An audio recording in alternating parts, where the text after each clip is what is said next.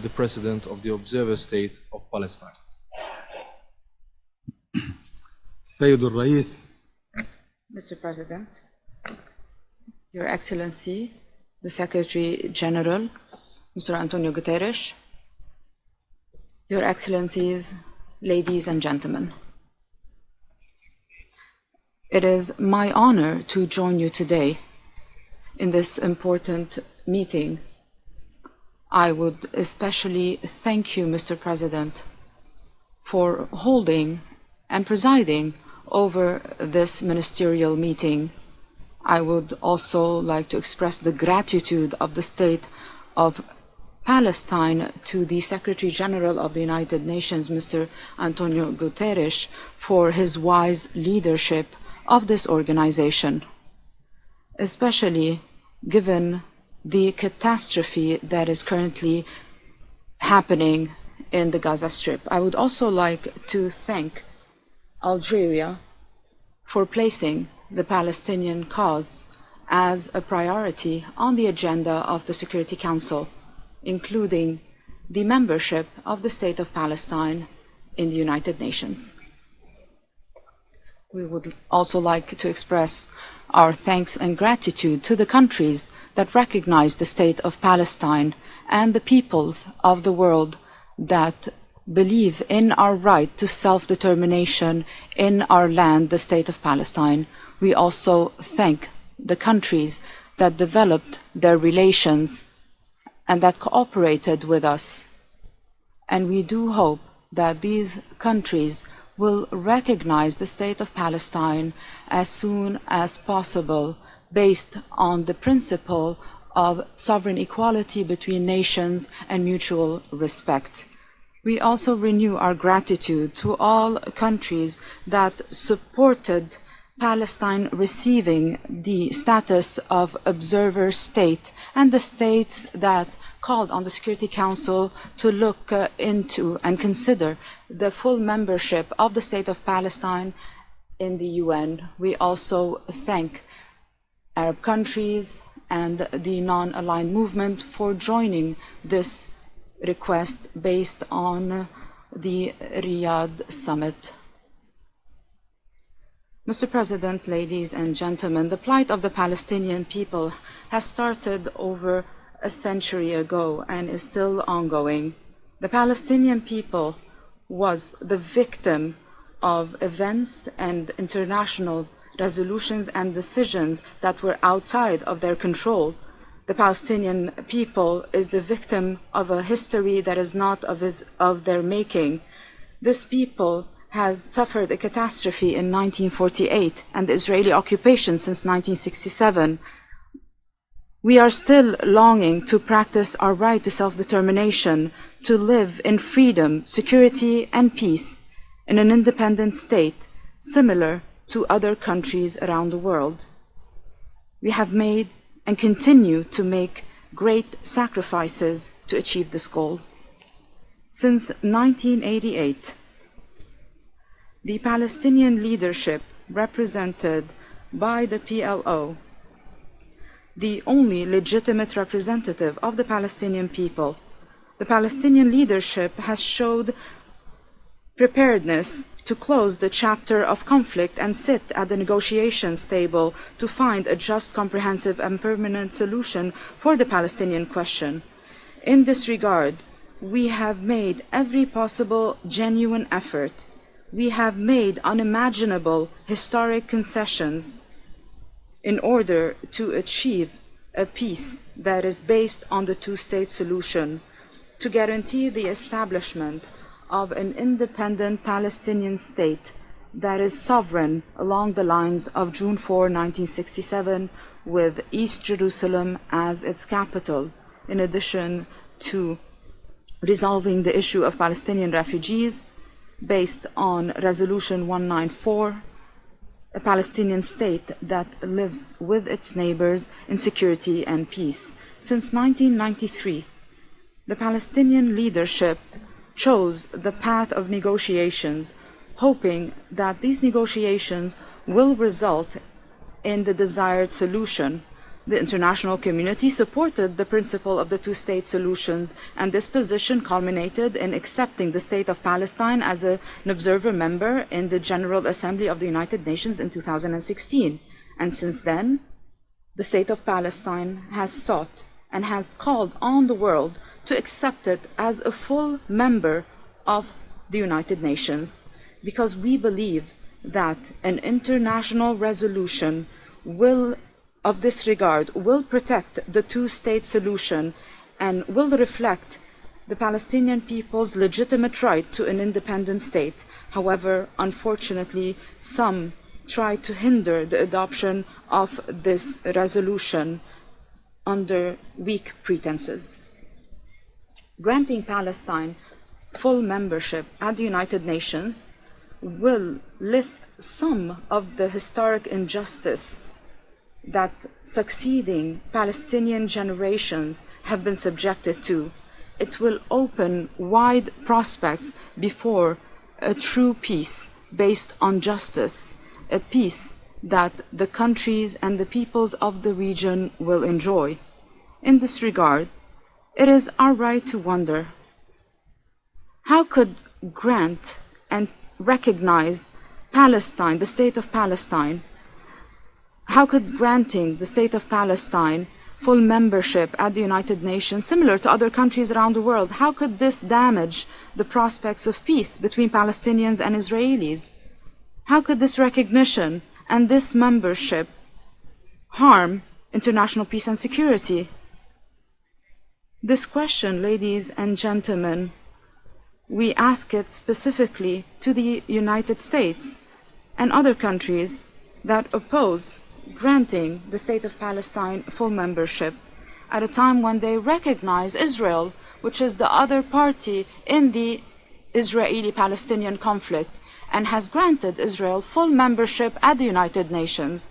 And to those who say that recognizing the Palestinian state must happen through negotiations and not through a UN resolution, we wonder, once again, how was the State of Israel established? How was it recognized?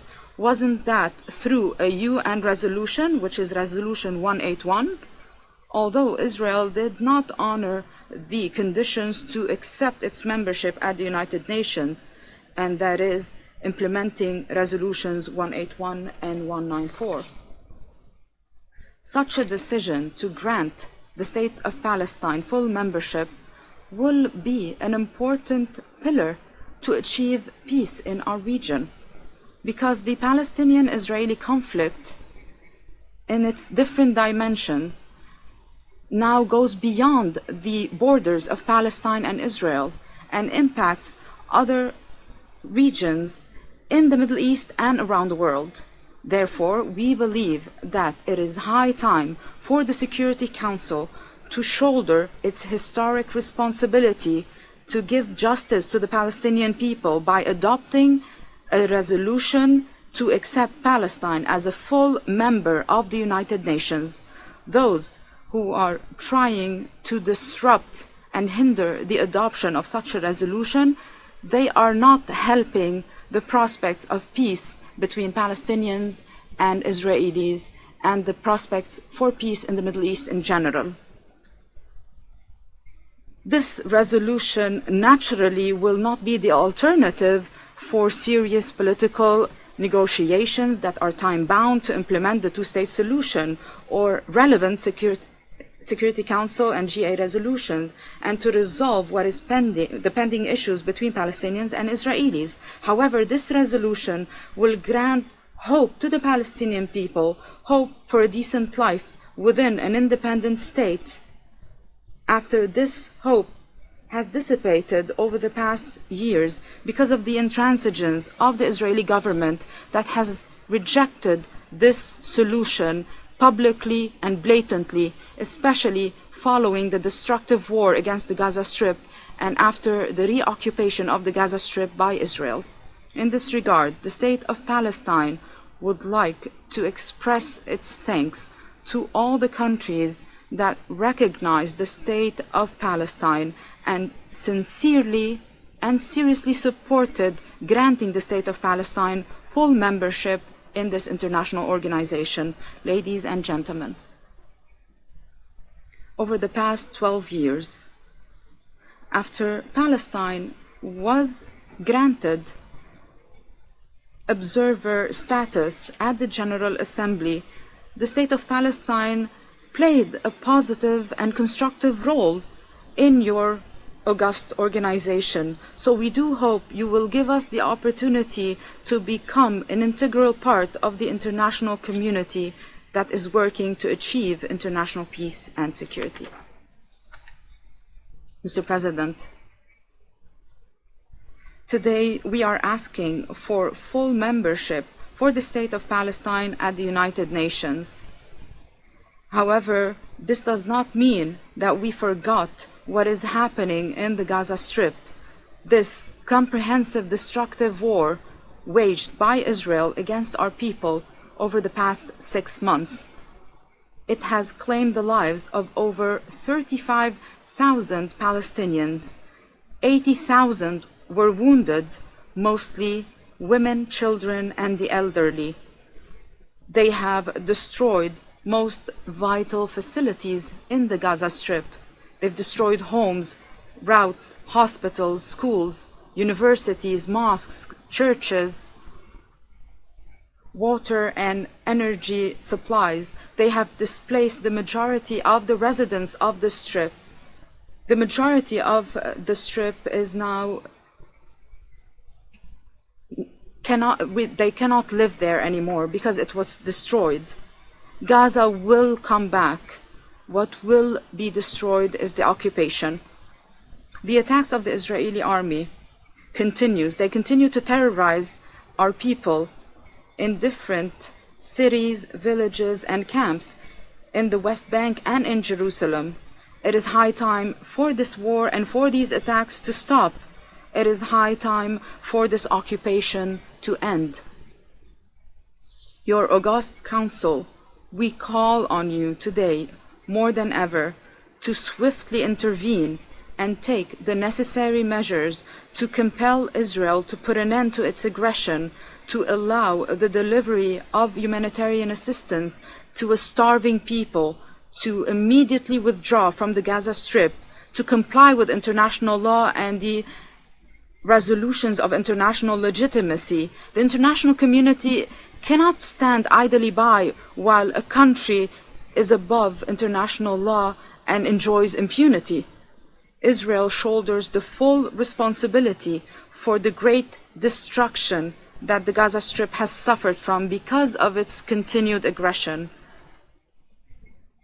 It is also the responsibility of countries that has supported Israel with weapons and funds, that has provided Israel with political protection. We rely on peace-loving nations to end this war, to end this aggression, and to provide support and relief to the residents of the Gaza Strip. Everyone must recognize, Israel particularly, that security cannot be achieved with endless wars as long as occupation stands. A peace that is based on justice, this will achieve security and stability for all.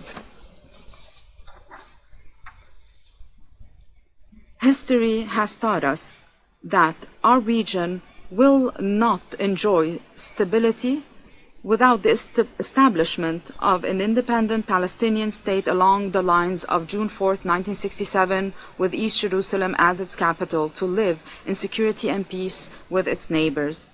Ladies and gentlemen, an international resolution to grant Palestine full membership at the United Nations under these dark circumstances, and as the war of full destruction continues against the Gaza Strip and its residents, this international resolution would be a rejection to aggression. It would insist on respecting international law, human rights, and the right of the Palestinian people to live in freedom and dignity.